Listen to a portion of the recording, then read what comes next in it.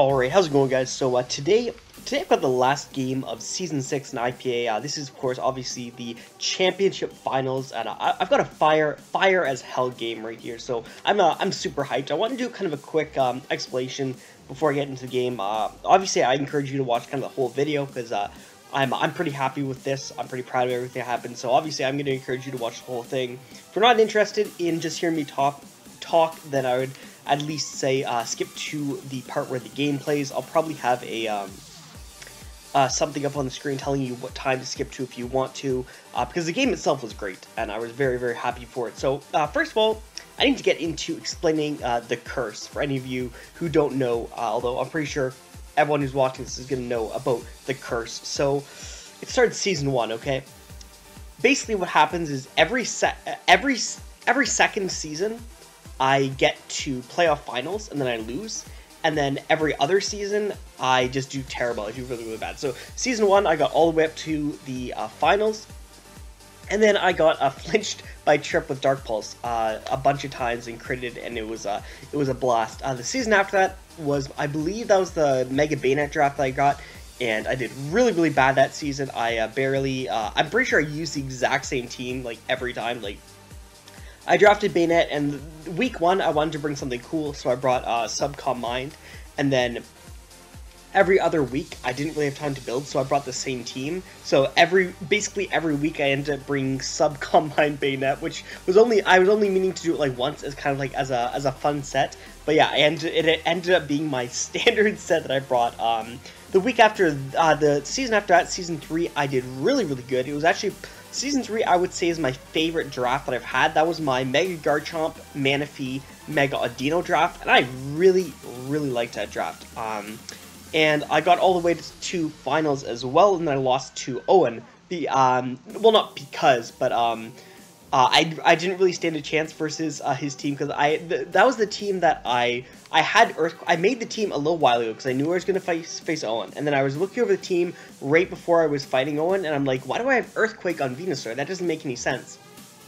And then I went into the game, and I lost to Subcom Mind Raikou, which is the reason that I had Earthquake on Venusaur, and I felt really bad about that. I felt really dumb about that, because like I made the team a long time ago, because I knew I was going to be facing Owen for finals.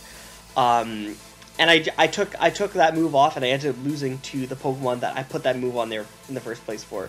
The season after that, I did really, really bad as well. And then that was Season 4. Season 5 was the last season that we did, and I made it to finals. And I actually fought Joshua for finals in Season 5. And Season 6, which is the season that we're here right now, by rights, it should have just followed the trend, right? I should have just done really, really bad. But this season was the season that we broke the mold, okay? So this season, everything came full circle. So Trip actually got flinched out of playoffs. Or he was in playoffs, then he got flinched out of making it to finals.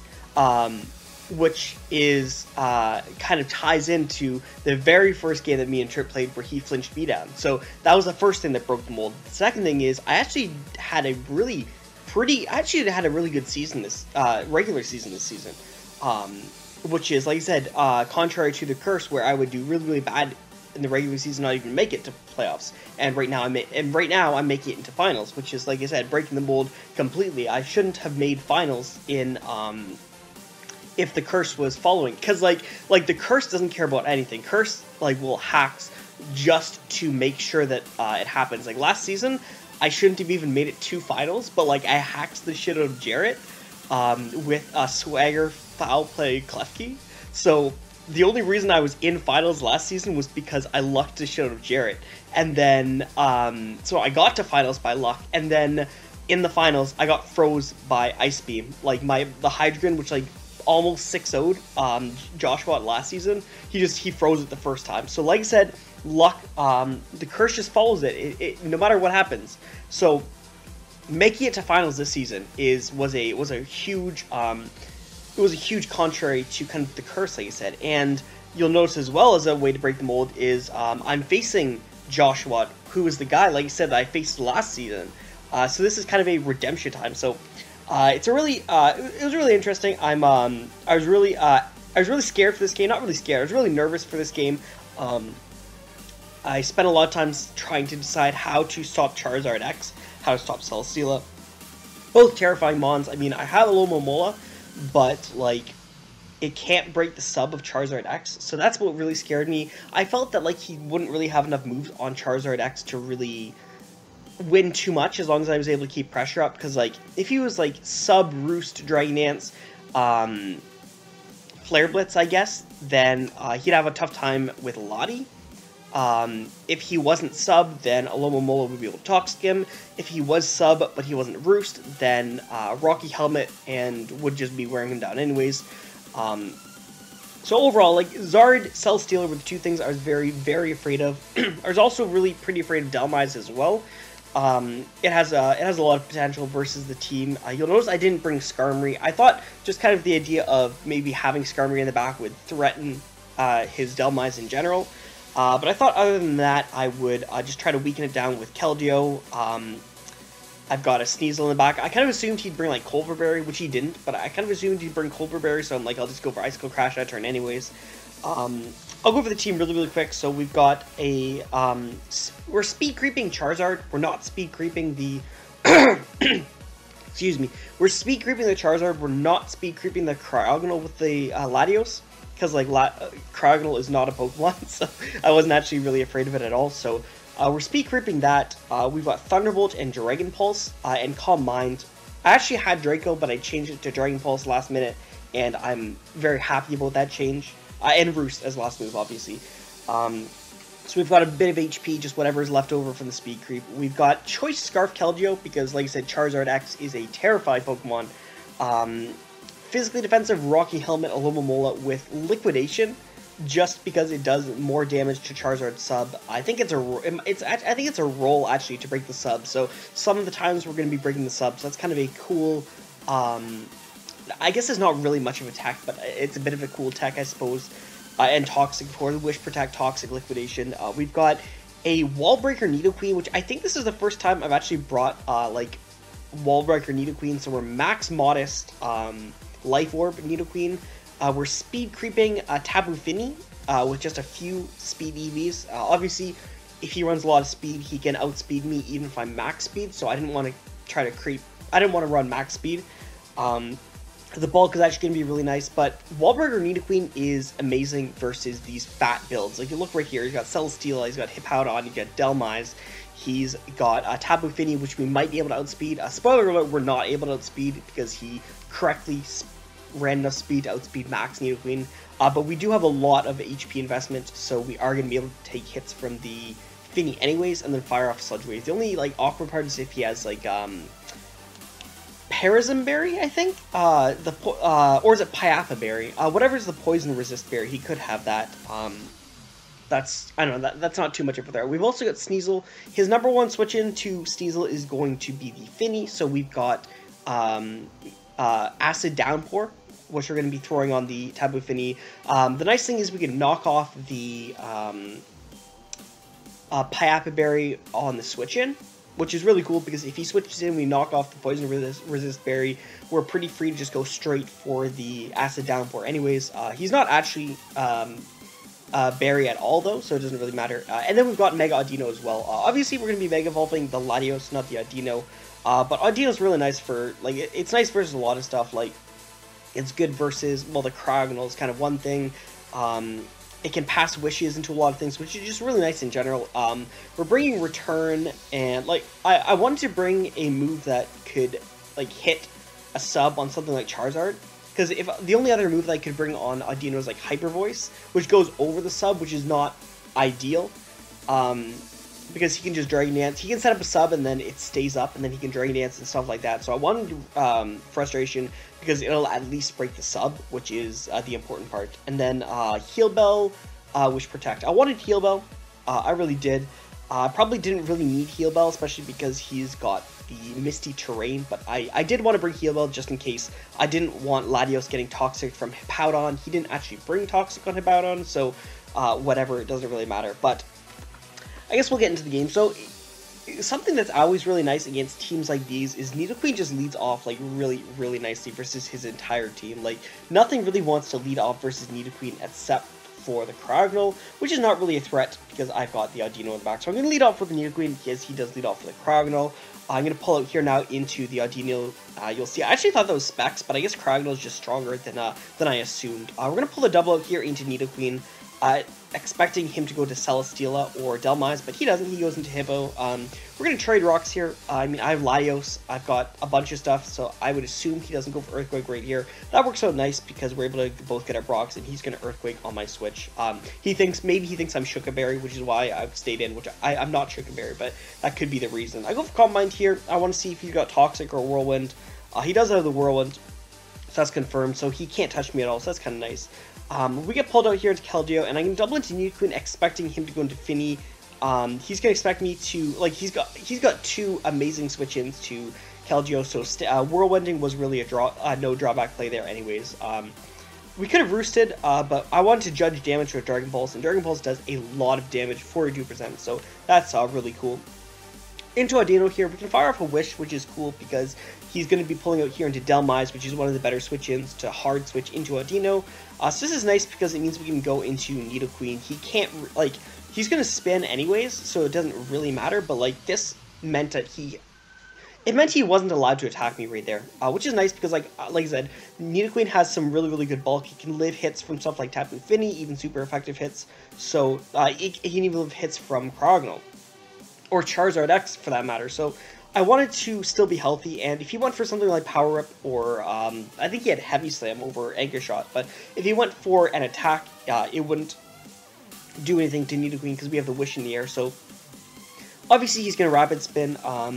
We could, in theory, just go for a Rock Scam, but there's, like, Nidoqueen does two amazing things versus his team. Like, first thing it does is set up hazards really, really effectively. Like, it beats his spinners 1v1, because, like, if Cryogonal wants to switch in, it's going to get bopped, and Delmise obviously gets destroyed by Nidoqueen as well. So, it gets up hazards really effectively, but it also just punches holes in his team. Like, nothing takes hits from Nidoqueen, and I'm going to decide to kind of prioritize damage right here, because I go just for the Fire Blast, because, like I said, Cryogonal seemed like the likely switch in the first place on a Sludge Wave, because I don't think that would even 2 a KO, so going for the Fire Blast. It does a insanely good amount of damage, so I'm really happy with that damage. That's actually Scarf Cryogonal, now that I thought I should mention it, but yeah, that's Scarf damage. I'm going to fire for Wish, because, like I said, if he goes to Tapu Fini, I can just go right back into Nidoqueen anyways, so having the Wish in the air is just really, really nice for Nidoqueen. And we're basically never taking hazards damage because of the Wish anyways. He calls me on that with the Hippo, which definitely makes a lot of sense. I feel like he would want to Earthquake here over Whirlwind, because, like, I could just Ice Beam twice, and I mean, like, Nidoqueen's a threat. Like, Nidoqueen, you don't fuck around with Nidoqueen. Like, he could fuck around with Keldeo, because Keldeo's not a threat, but, like, he can't fuck around with Nidoqueen.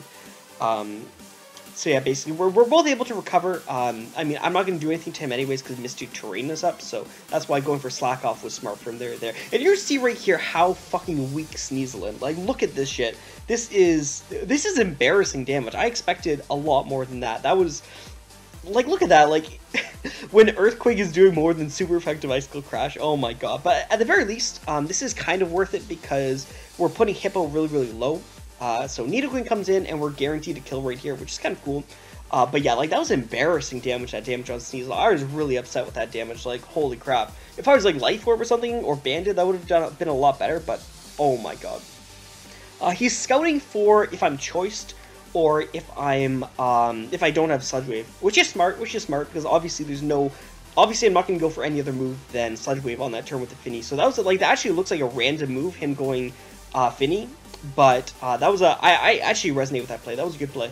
Just scouting Seafire Scarf, because obviously, or not Scarf. Actually, I've brought Scarf a few times, but yeah, I definitely resonate with that play.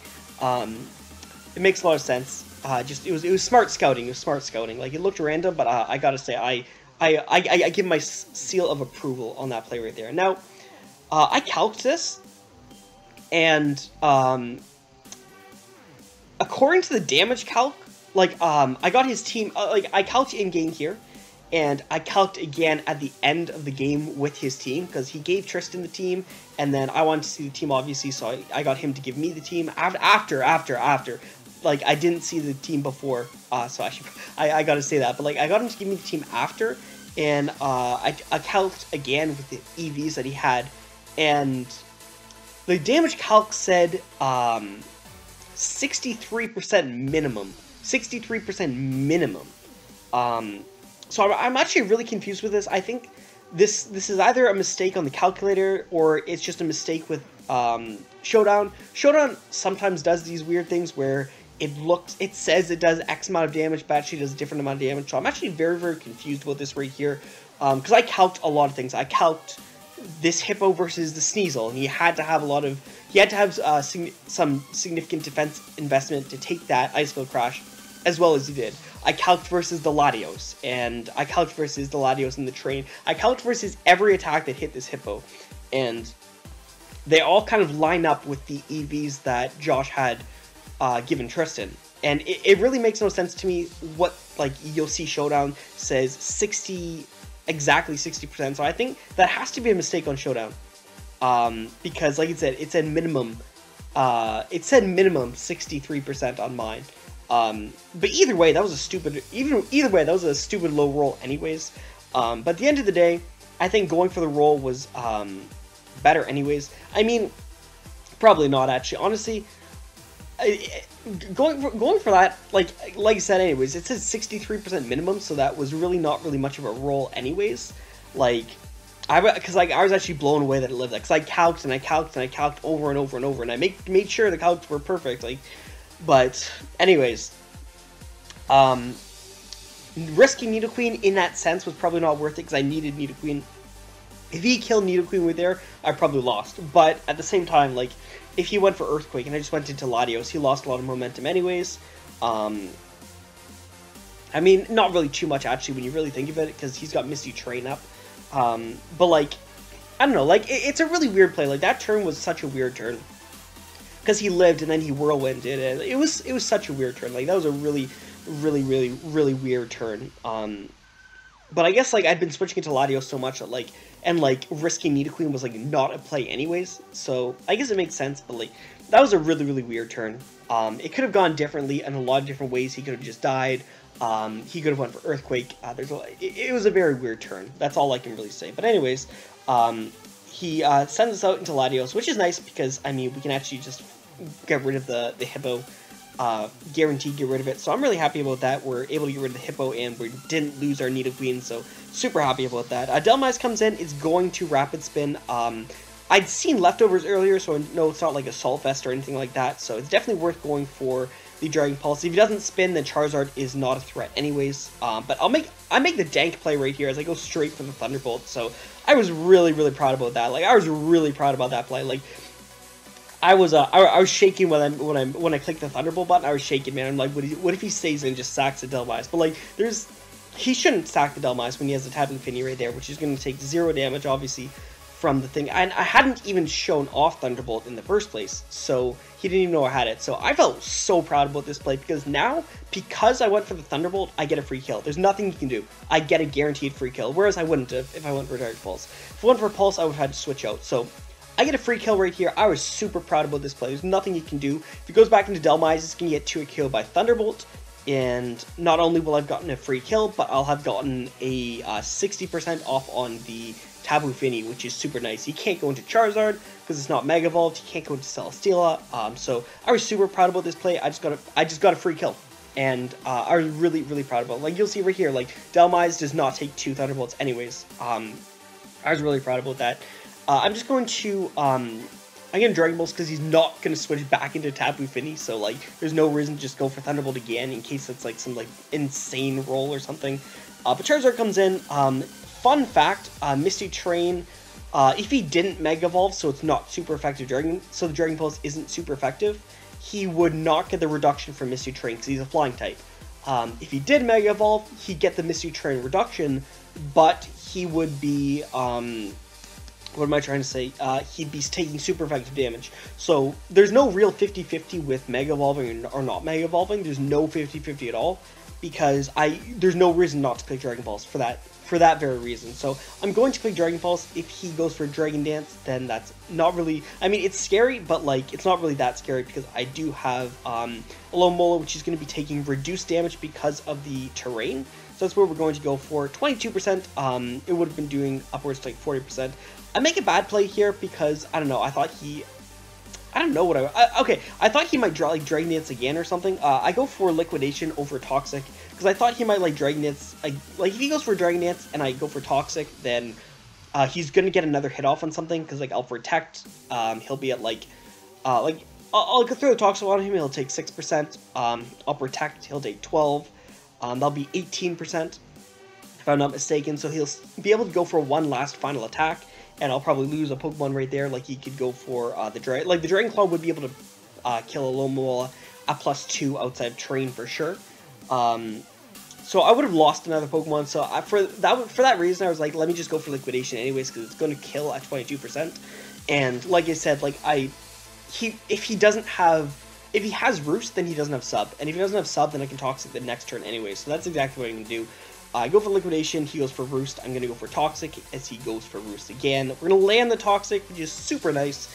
And yeah, now this isn't really a threat anymore. It's still only at +1, so it can't kill me anyways. So I'm pretty free just to fire off a Wish in this situation right here, which is exactly what I do. I think I go here into Nidoqueen, which is good because it's going to heal me up, which is really, really nice. I get the dodge on the Leech Seed, which is really unfortunate. Feels bad for that one right there. Definitely unfortunate. I think I go for Rocks this turn, if I'm not mistaken, which is, yeah, that's what I do. So that's nice. We get Rocks up, and we're going to be able to kill the Sludge Wave the next turn. So Nidoqueen just got me so much value this game. Nidoqueen is such a good Pokemon. You'll see Surf does about 60%, and we're able to finish him off with the Sludge Wave. So that's super nice. He can't really win, actually, in this scenario. I think saving Nidoqueen would be a cool thing, but, like, I didn't want him to, like, randomly Dragon Dance and stuff. Going hard at Lomomola was probably the correct play, but I got Latios in the back, and I've even got Keldeo, so Celesteal is not really Celesteal is not going to win the game, is basically what I'm trying to say. So, for that reason, I thought it was just better just to sag Nidoqueen. Differential doesn't matter, obviously, in finals, so that's, yeah, it just doesn't matter, so that's the thing.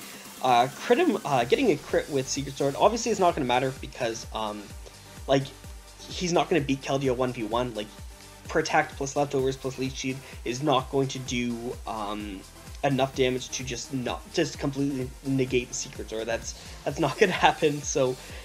yeah, that crit didn't matter. Leech Seed miss was annoying. I don't think that really mattered too much, but like the major turn was the turn he went for Whirlwind over Earthquake.